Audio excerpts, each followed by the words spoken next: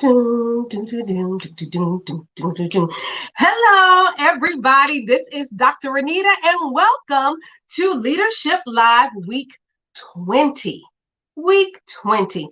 I am so excited to be back with you again this week for Leadership Live. And for those of you all who are like, what in the world is Leadership Live? Who is this lady? Well, Leadership Live is the sharing of journeys. It's the sharing of experiences by these wonderful and amazing guests that I have had the pleasure of having for 19 weeks. And here we are in week 20. And let me tell you, this 20th week, you shall not be disappointed. Okay, somebody. Yes, hello. We are here. We are here. And so, who am I? Who is Dr. Renita? Who am I to even be sharing with you Leadership Live? I am an educational leadership strategist.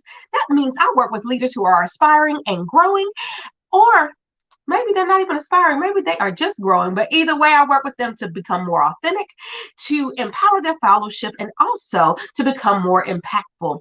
I am also an author, the author of Stepmom, Trials, Tribulations, and Triumphs, as well as While You Are Sleeping, the Perfect Children of All Ages book.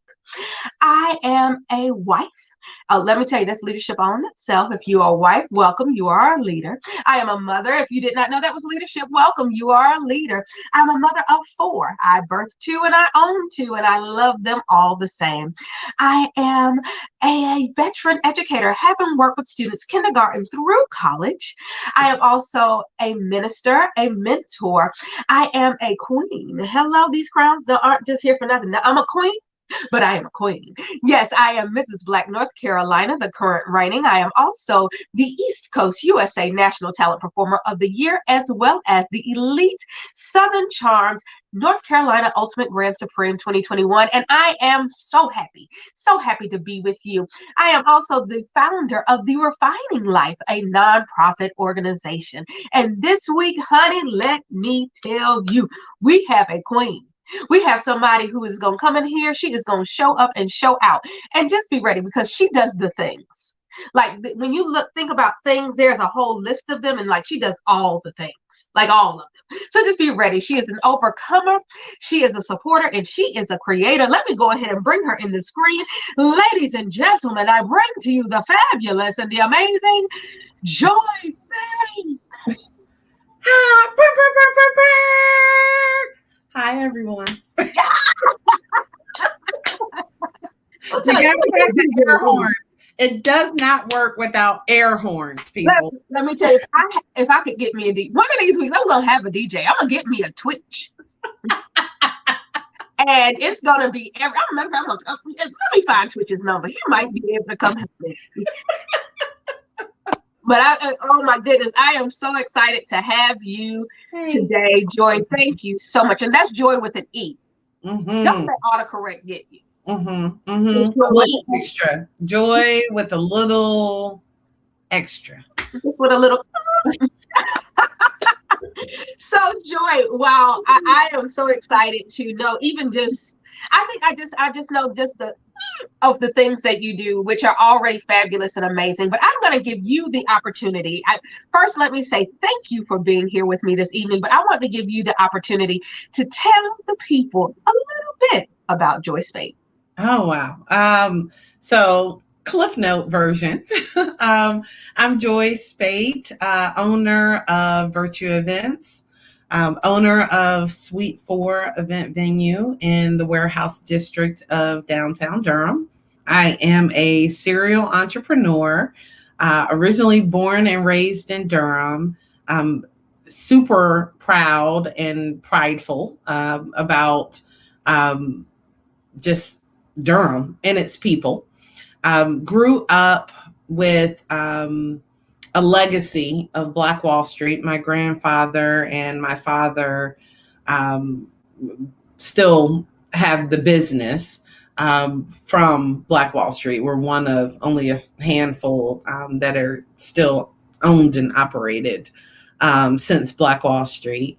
And just excited to be here. I am a mother. I am a daughter. I am a sister. I'm a friend. And just looking forward to connecting with all of you. Well. There, just in those two things, there's so much to talk about. Can we just start off with? So I am also a Durhamite. Yeah, I am forever proud of where I am from. I will forever say that I am from Durham. I don't care where I live. I think that people say, where are you from? From Durham. I live in this place, but I'm from Durham. Right. Right. I am very much a proud Durhamite as well. So I will ask you this question first. Why are you so proud of Durham?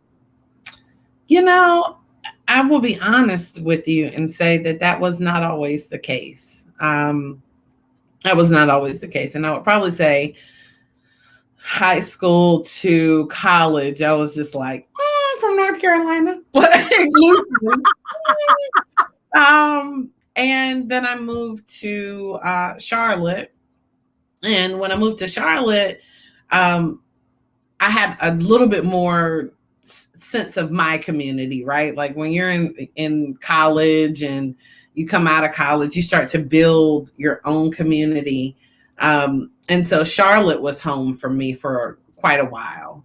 And then after Charlotte, I moved to Delaware and then to Philly. And then when I came back, I was like, this is my city. And it was different. Yes. And Durham is very different. Yeah, there were new people and the road signs were weird and it just was a lot. And so I had to relearn Durham and actually create a whole new love for it that I didn't have when I was younger, right? So I don't know. I think it's a little bit of it's eccentric. It is special. It is gritty, but it has class. It has legacy. It has creativity all built into it. Mm-hmm. And I think if we don't acknowledge that and we don't honor that, the culture is lost. Right. And so what I realized is that, if I'm going to be back here, if I'm going to actually participate, not be one of those people that just complains about whether or not there's something to do or not to do, I need to contribute to that. I need to actually be an active participant. And as a result, my love for it just grew, more and more. And so now, when people see me, they're like, Durham. I'm like, yeah. I love it. Can I tell you that part of my I guess, I went through a period too that I had lived in Durham so long, I was over Durham.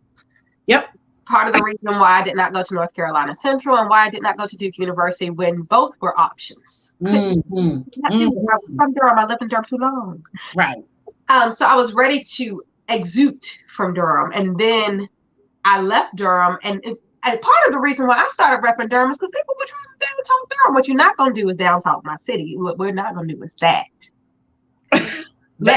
Let me be a leader in this right and tell you what you think about Durham is not Durham. Let me give you a new view of Durham, and don't get it twisted. I'm from Durham, but I'm from Durham. Like, look, and even though I didn't know what this meant when I first came back to visit, I thought I was in a place with gang members, and I got really mad at my friends, and I said, "How dare y'all? This place with these gang members, flagrant with it." That is hilarious. For the Bull City, I was like, I'm from Durham and from Durham, and so part of my love for Durham, or even pride in Durham, at one point was really just defiance against others. Yeah. And I moved back to Durham, and I worked in Durham for a while. Mm-hmm. And I actually met my husband in Durham, which was funny because we crossed paths but never knew it. We were in the same spaces but never connected. Like literally never met until we started, got older and started dating. But I just knew Durham had so much of old Durham too. Mm-hmm. And I feel like there need to be keepers of the guard. And keepers of the legacy. Mm-hmm. And, I refuse to let all of old Durham die. Some of old Durham needed to fade away. Facts. But There's so many things about my city that I feel like need to be preserved and even are running risk with all the changes of being, they could potentially be lost. But I think that there are enough griots and enough holders of the story right now that it can live on. And so in thinking about leadership in that way, a part of that is learning to be a person who carries the oral history. And carry those stories on. I don't have children. Well, actually, my oldest two, my sons, they lived in Durham for a while, but then they moved with us. And my daughters have never lived in Durham, even though they kind of low-key rep Durham because they're there all the time to see their grandparents. But, even with them, I need them to understand what Durham used to be and the richness of that. I need them to feel Kwanzaa. I need them to know who Baba Chuck was. I need them to know what going to Ken's downtown or the old and I just need them to know what Durham High was. Right. So, everybody needs to know what Durham High was. Everybody needs to know that Durham High versus Hillside used to be a thing. Wow. Yeah. Wow. And it was a point. If you knew, like when I was growing up, I knew I was going to Durham High because of the part of town I lived in. So I was always a supporting bulldog, but I had an aunt who worked at Hillside forever. So I was a low-key hornet. And look, low-key, everyone was a low-key hornet. They had the finest men. The basketball team and the football team at Hillside. And let truth be told, before we go on, I did marry a Hillside football player. I just didn't know him then. See? Point made. Thank you. Check. But I think it's beautiful that to hear you talk about your opportunity to fall in love with Durham in a different way, but still the old with the new. And I think that some people, as they're guiding themselves through life, they get so obsessed with new that they forget that the old can be new again. Yeah. I mean, what is that whole proverb that what is it, that if you don't acknowledge and learn from your history, you're condemned to repeat it? Yes, indeed. I mean, we're really kind of seeing a lot of that now in just everything, in every aspect of our world. We're seeing that now, but more so in Durham is that there's always an opportunity. It literally ebbs and flows. It's a pattern. And when you realize, and I'm great at patterns, right? Like I'm great at patterns. If there's nothing Joye Speight can do, it is identify a pattern. That I do well. But there's always like this acknowledgement of culture and, creativity. And then there's a stamping out of it. And then it's a, new wave, new guard, new people move to the area. That legacy is lost. And then people then start to reminisce about what once was fondly when they had the opportunity to support then. Right. I'm just going to stop there. But here's the idea that you were going to bring up anyway. Support. So before we even launch into that all the way, and I'm segueing through this with it, is that you own your own event company. You own your own event center, which we are going to have a whole sidebar conversation about after this. But, there are so many people who, and I just think about, so I'm on a number of Facebook groups and people are always looking for event centers and, and I'm in specific groups where, it's culturally specific. They're like, we want to support Black owned business. And, as much as people say that, as much as people say, oh, we want to support women owned business, as much as people say that, to me, if you look at my good ears today, these beautiful creations here were made by a woman-owned business, by a Black-owned business. Big shout out to Bobby Made This, BobbyMadeThis.com. Love them. And I do too. They're actually called the Renitas. Nice. Okay. She names earrings after the first person who buys them. So I am honored. On her website, there are Renitas on the website, and people like these earrings. So that means people hear that name a lot. But support goes beyond saying, "Oh, guess what? Joy got a business." Mm-hmm. Mm-hmm. This is support. This was order off the website. Yeah. And then when you have a live, you tell people when you got your earrings. Don't be selfish. Yeah. But virtual events is an opportunity for us to support, but also a way that I believe that you support others. Mm-hmm. How did virtual events come about? And was the picture of support something you thought about when you were building? And have you felt the support? Well, I will tell you, as I tell everyone, it always says the line is always the same. I was bamboozled, hoodwinked, and led astray. I had a background of sales and marketing, and people trust me because I'm never going to sell anything that you don't need. You know what I mean? Like I allow everyone to get the opportunity. You take it, you leave it. I've always been that type of salesperson, right? And so I started in sales and marketing, and then went to work at the AME Zion Church. AME Zion Church? Yeah, AME Zion Church in Charlotte. They had Zion's Renaissance. So shout out to Zion's Renaissance. And they literally fired me. Thank you, Zion's Renaissance. But yeah, I went to work there, did really well, had no clue. I was their marketing budget and had no clue about the events world.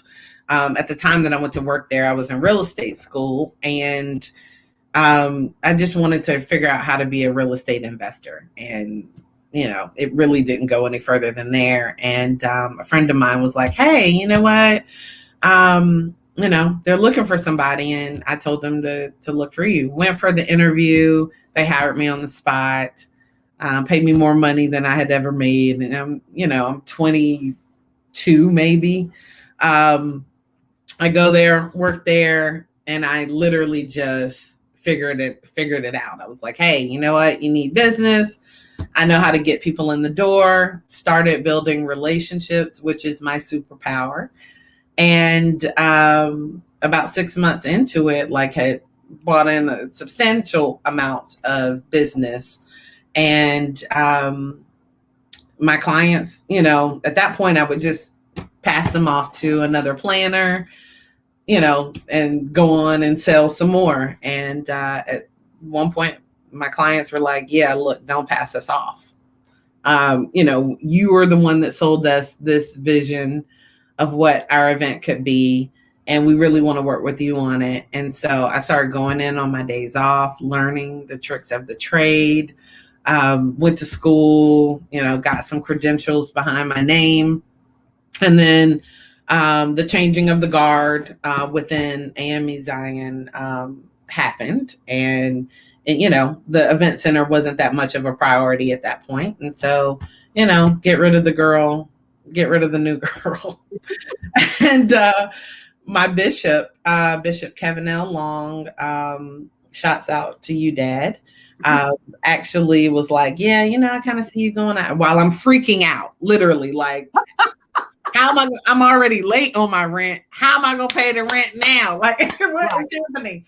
And he was like, I see you going out on your own. You'll be fine, and he's just like real chill with it. And I was like, oh, wow. Oh my God. Okay. And literally wasn't a month. This is back when there was no Google back then. There was only Yahoo Mail. It just the good old days. Yeah, it was like you really did have to go through the yellow pages and the white pages to find people. And the last few events that I had booked in the space, they found my email somehow on Yahoo and were like, hey, what's happening? And I'm like, yeah, I'm not there anymore. And they were like, we're pulling our event. And I'm like, wait, you're going to lose your deposit? Like you already, the checks have cleared. And they were like, we don't care. We wanted to work with you. And still to this day, my first bride is like, I talk to her every month. She's amazing. We've started multiple businesses together. My church pulled out, still involved with them, even though I keep moving around.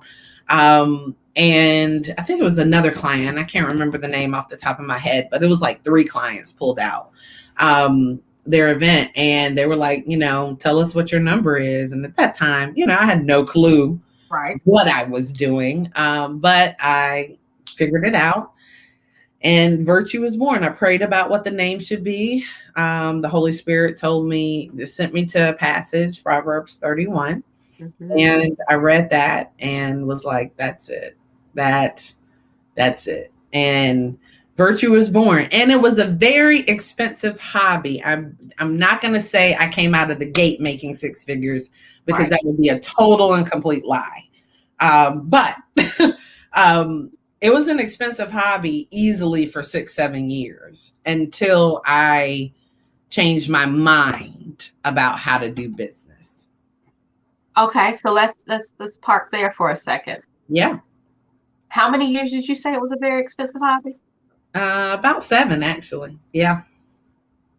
Yeah. Uh-huh. Yeah. So the other piece that maybe you went to a Corinthians page and you learned that love is patient. No, actually, I'm gonna tell you what happened. What happened was, I'm competitive by nature. Mm-hmm. I don't compete against anybody else but myself. And I don't care to compete with anybody else but myself, right? Like, I am my best and worst enemy all within one person. And the judgment, I don't hear judgment from anyone else. I hear judgment from me, right? So what I had to learn is what my triggers were.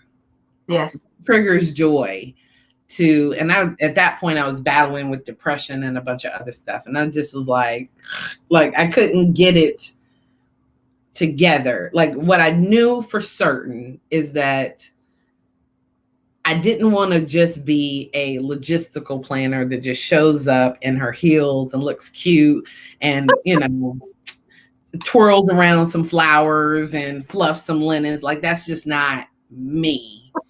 I don't twirl and fluff. Yeah, I'm like, does it have to be twirl? Like, no, like, I didn't want to be that person. I wanted to be a part of the strategy and the intention behind the event and the spirit and the vision behind the event. And so when people tell me what their event ideas are, I get excited for them, right? And so that's what makes them excited. And that's what typically makes them want to be like, oh, I want to work with her, because she catches it, she gets it. And I see the beauty in everyone's event. I do. Whether or not you can accomplish it is only really determined by your bank account. Right.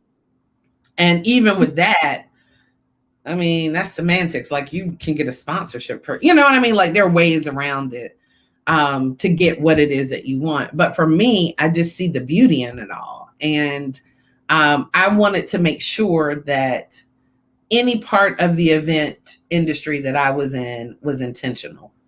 Mm-hmm. And so that's what I did is I charted my own path. And at the time when I was coming up, it was only white women with husbands that were paying all the bills, that were having dinner parties and tea parties and derby parties and stuff like that.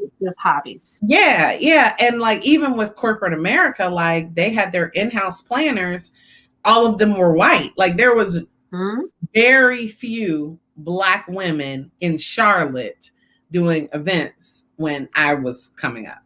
Wow. And hardly none in Durham. Everybody white. Wow. Yeah. Yeah. I think even several years ago, there were still only a handful of Black women, especially that were known for anything, with great reputations that were kind of vast. Right. It still was very limited. Right. Right. But what I did hear you say, even from the beginning, though, even when you talk about the birth of virtue events, you talk about the support of 3 clients Mm-hmm. who bought into you. They were totally bought into Joye. Yeah. And you had done what I teach a lot of leaders to do. Like when I'm working in coaching one-on-one, or even when I'm working in small groups, one of the biggest pieces we talk about is relationship building. Mm-hmm. Mm-hmm. Yeah. How do you build relationships? You know, Renita, if I had the equation, I'd probably bottle it and make a lot of money. I don't, the thing for me is I just meet people where they are and I listen really well. And so I just let people talk and tell me what it is that they want, what they hope for, what they want to accomplish. If there's any type of wisdom that I can offer, I'm, willing to do that. But ultimately,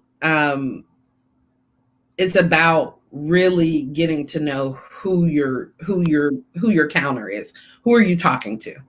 And for me, I pray daily that God gives me a keen sense of discernment so that no one can really lie to me. Like I kind of know. Mm-hmm. And my spirit and my intuition is so strong that like I can feel folks' energy from a mile away, right? So that has always been consistent, even from when I was tiny. And so in Charlotte, it was really, when I moved to Charlotte, I was a single mom. I turned 21 when I was in Charlotte. So I was like 19 or 20. Moved out into another city with no money, a baby, and I built everything. I built my own table. I literally had to find myself a place to live, was working at this sales and marketing company on commission only. Commission only, going door to door. And I literally was paying and this was back in the 2000s, I was paying like $800 a month in childcare. My rent was less than childcare. And I literally all by itself. Yeah, it's terrible.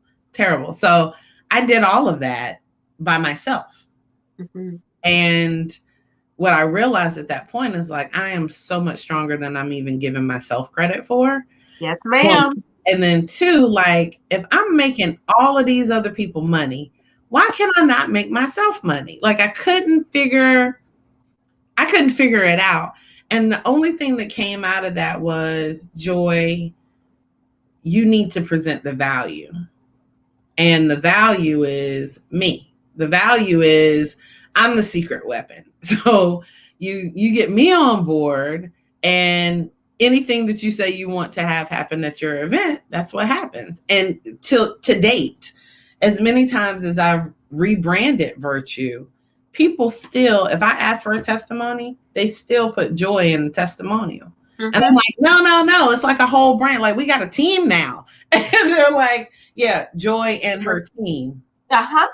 And I'm like, no, it's you have to say the words with me. And they're like, but that's who they resonate with. And so it's a gift and a curse. I will be honest with you. The gift is that, people tag me all the time for event requests, all the time on social media. The curse is it makes it hard to scale because it's only one Joy. Right. And it cannot be replicated. I've tried. Trust me, I've tried. I cannot figure out how to clone myself. Try. Let me. Oh. Yeah. But at the end of the day, what I can teach is I can teach how to build authentic relationships with people that are around. And so my team know that. And they actually mirror exactly what I do, how I say it. And then if they say something crazy, they know I'm coming. I'm coming around a corner and I'm like, what you should say, correct yourself. And what you should say is this, because at the end of the day, it's the warmth and the feeling seen and feeling heard that Yes, most indeed. people resonate with when they connect with me. And then there's the flip side of that too, right? There's the mama bear who is like, no, you're tripping, and you need to do this differently. But for the most part, like there is no representative with Joy. Who you see on this screen now is who you meet every single time. And that is the beauty of Joy. I will say, from the first time I came in contact with you virtually, watched you in another live with another great friend of mine. You're always the same Joy. But also, before I met Joy, I was introduced to you through other people's adventures with you. And they say, you've got to meet Joy. Joy is so incredible. And the joy in each of those stories was the same joy. Even from very different people. That makes me happy. But it's just you being authentically you. Yeah. And that's the beauty of it. And for people who think that they can't be authentically who they are and be successful, you are the picture of that's a lie. That you show it. And being authentically who you are doesn't mean that you are not culturally sensitive. It doesn't mean that you don't realize, you go to your Ecclesiastes, there's a time and a place for everything. There is a time and a place.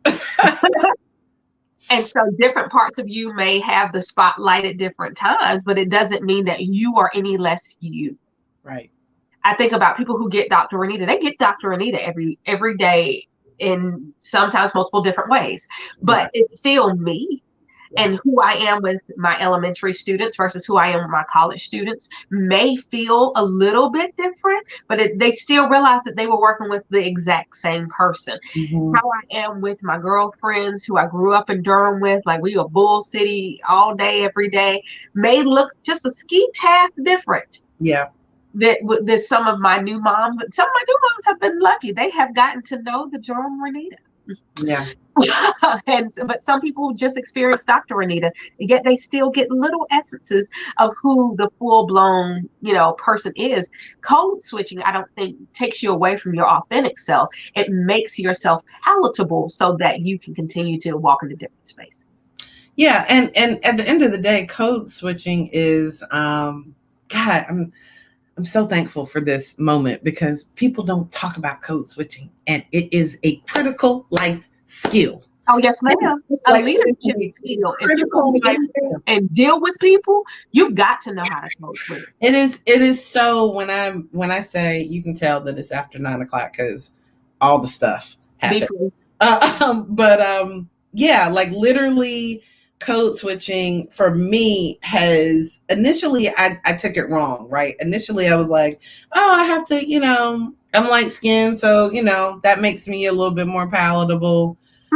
But I can get as raw as the rest of them. You know what I mean? And so I think now what has happened is there were people who I didn't feel like my authentic self early. This is early in my journey before I actually got into events, trying to make people like me. That was never a situation for me. Like what it was at the time that I had to learn that lesson, I was trying to figure out who I was.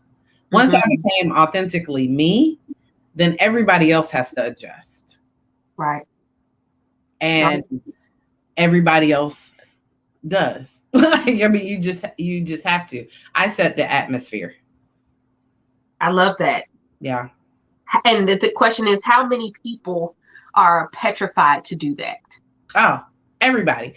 To some degree, everybody is afraid that they aren't accepted and or appreciated. Everyone. Like we all have that chip on our shoulder. Even the hardest person that says, oh, I don't care what people think about me. It is really not. It is a form of people pleasing, and people pleasing does not get you to your expected end ever, right? It doesn't. It leaves you empty. Right. And so once I realized, like, wait, I'm doing all this, I'm doing all this work, tolerating these tones from people, and you don't want to pay me correctly.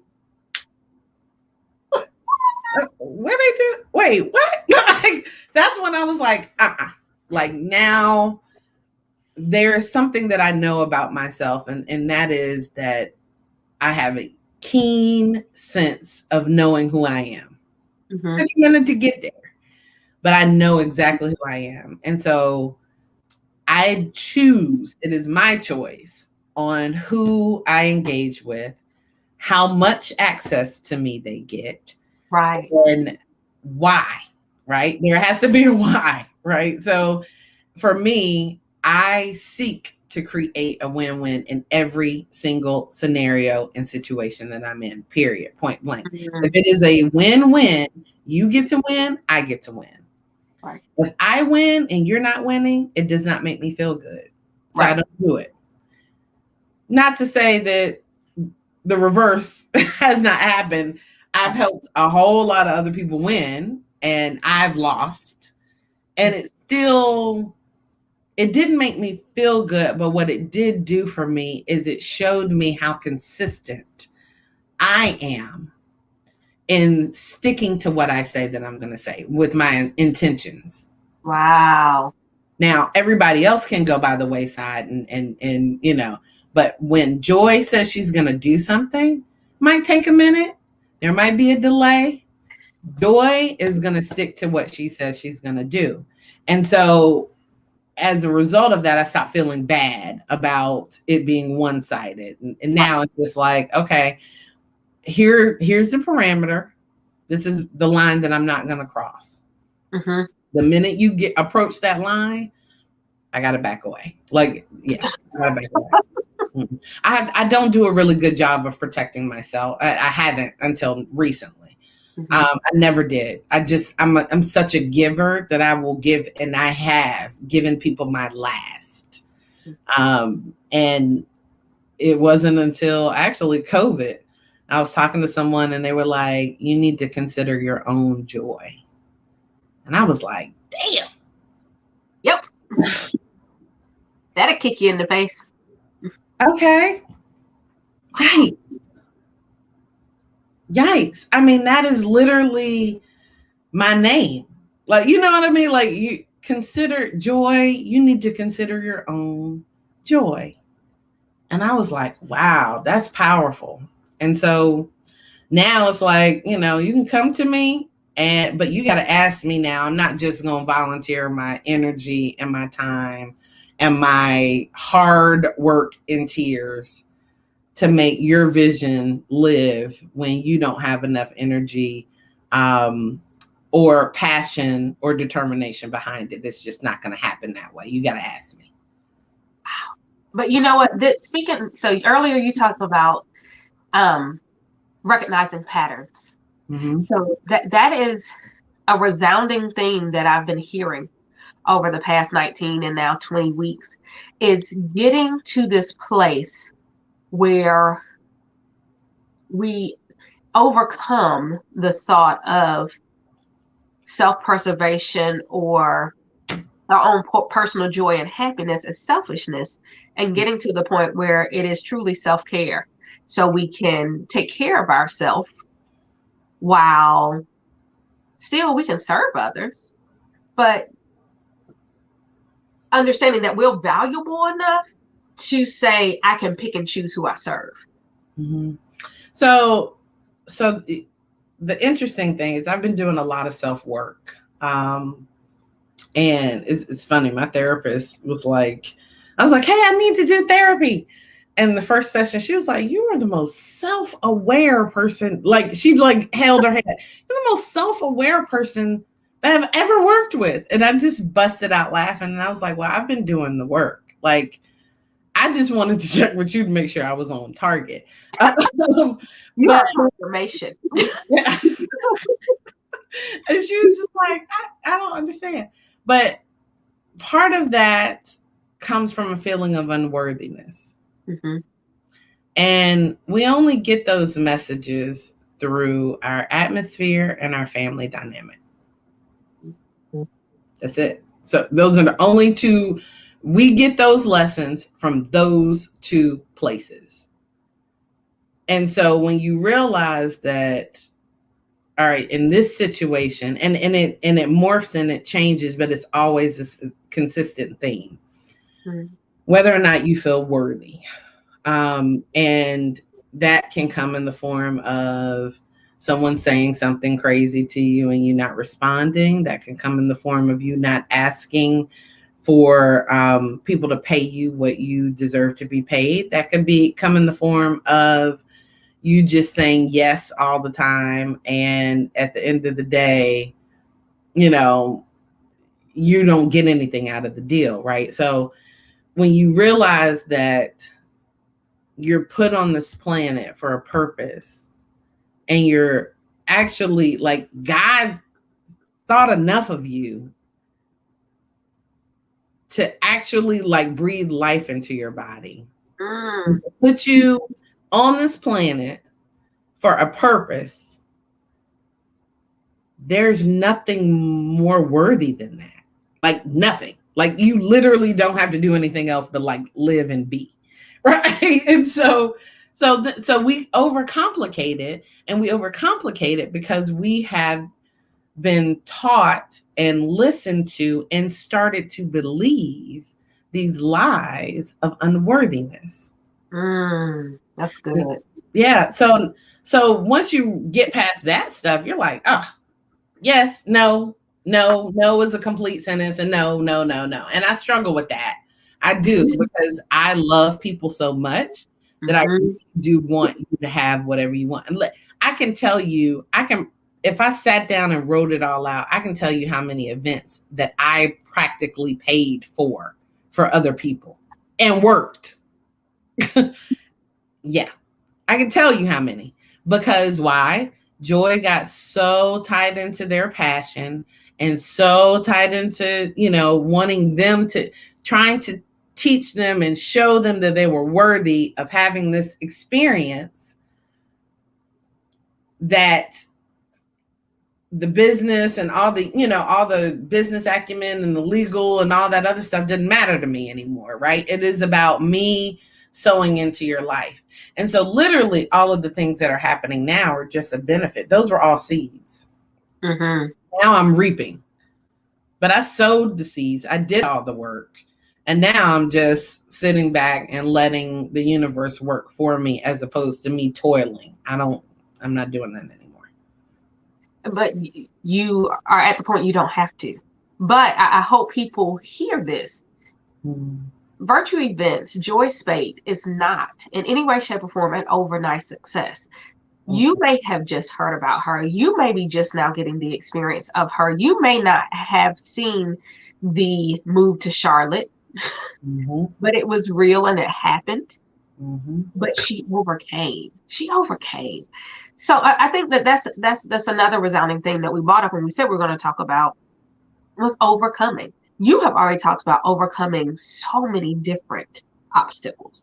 I mean, simply the fact just that you decided to go against the grain of what other people thought you should do, and then you just up and got and moved with nothing except for what you already had. And one of those things was a baby in tow.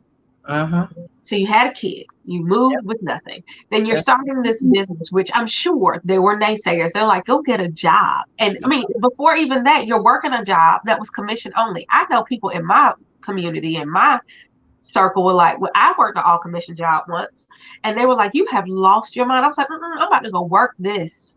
I'm about to go door to door. I'm gonna make my rent. How much you? No, at that time I had a mortgage. Yep. I'm gonna make my mortgage. Watch it happen. It did, but I was over it real quick and went back to doing some other things. I was like, oh, this is for the birds. Do people really stay in this for like 20 years? They can keep it. And just 3 months is enough for me. You know what, though? You know what working for commission did for me? It taught me to bet on myself every time. every time. You had to believe in you to go in that door. What am I doing now? I can't, like, literally everything I eat, I kill. That's real. Like everything, entrepreneurship is commission only, people. I need you to get it. Like, nobody is giving you anything. Nothing. And so that set me up. Like, the commission only stuff, that set me up for entrepreneurship in a real way, because I had to set a goal and an intention at the top of the day. And by 5 o'clock, I had to have hit that goal financially. Right. I had to have seen, I had to learn Jones effect. I had to learn law of averages. I had to learn a whole lot of sales techniques in order to make it so that I could then make my bread every time with the baby.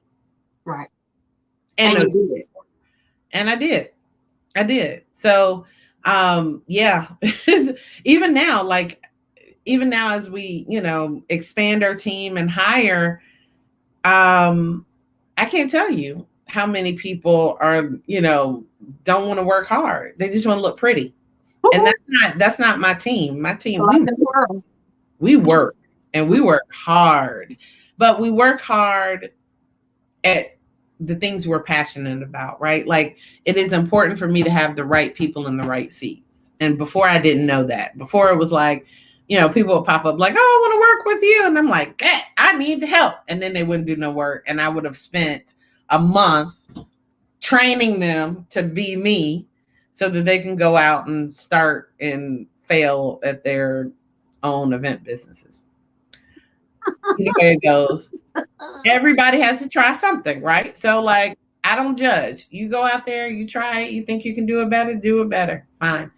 But the secret sauce is always here. Right. And here. Right.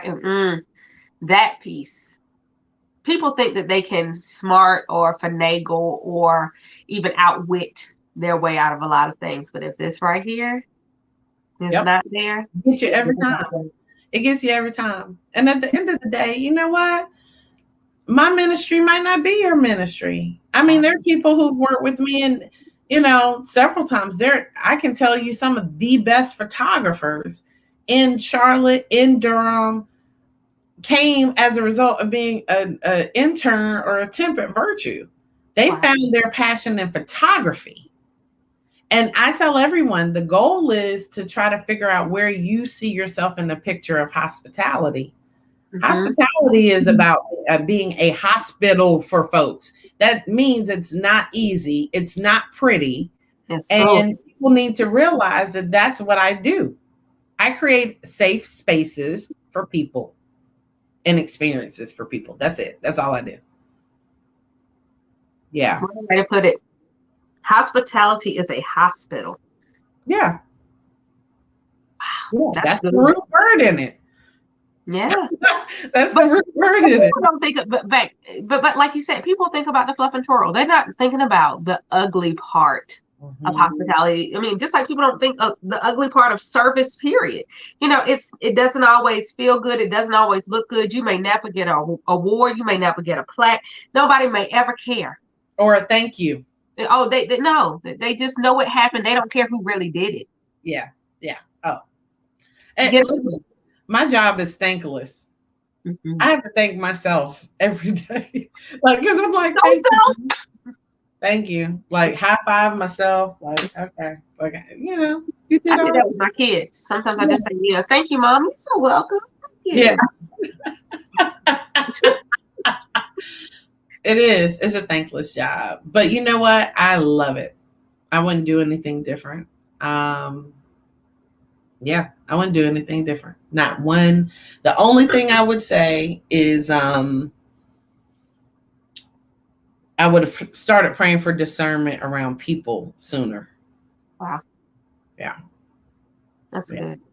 Yeah, but other than that, love it. So as we are coming up on the end of our time, Joy, that was quick. Yeah, honey, this rolls. This is how things Oh, and it always feels quick because it's always great people. It's always great conversation. But the third piece we're talking about was creating. So you've created this business, but what else are you creating right now?